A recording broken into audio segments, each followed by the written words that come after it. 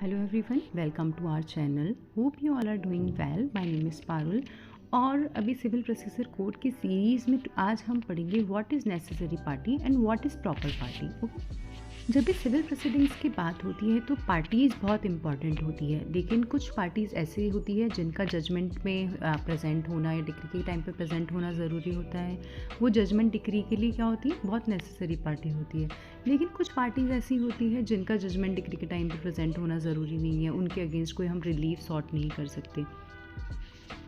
बात हम करेंगे नेसेसरी पार्टी की। देखिए, नेसेसरी पार्टी क्या होती है, बहुत इंपॉर्टेंट पार्टी होती है केस के लिए, जिनके बिना हम किसी भी रिलीफ को सॉर्ट नहीं कर सकते हैं या जिनके बिना हम कोई भी डिक्री पास नहीं कर सकते हैं, ऑर्डर पास नहीं करते हैं। और यदि हम कर भी देते हैं तो क्या होता है, suit is liable to dismiss.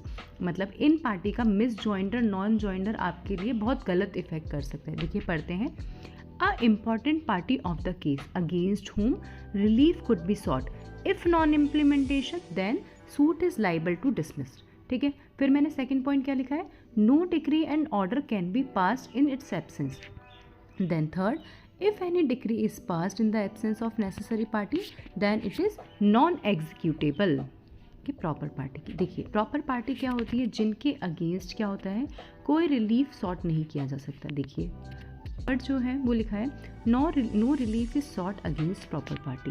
इनके एब्सेंस में इफेक्टिव ऑर्डर तो पास किया जा सकता है, लेकिन कंप्लीट डिसीजन के लिए इन पार्टीज की रिक्वायरमेंट होती है। सेकंड वर्ड जो मैंने लिखा है वो क्या लिखा है, इन इट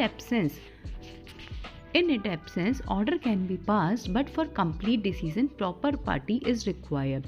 और अभी जब जैसे हमने नेसेसरी पार्टी पढ़ा था तो उसमें मैंने क्या पढ़ा था कि इनके नॉन इम्प्लीमेंटेशन में suit is liable to dismiss, लेकिन in case of non implementation of proper party, जो प्रॉपर पार्टी के रूल्स हैं उनके नॉन इम्प्लीमेंटेशन के केस में suit not liable to be dismissed. का क्या मकसद था, क्योंकि सीपीसी में कहीं भी इन पार्टीज़ को डिफाइन नहीं किया गया है, इसलिए मेरे पढ़ाने का मकसद क्या था कि मैं आपको प्रॉपर पार्टी और नेसेसरी पार्टी को एक्सप्लेन करूँ।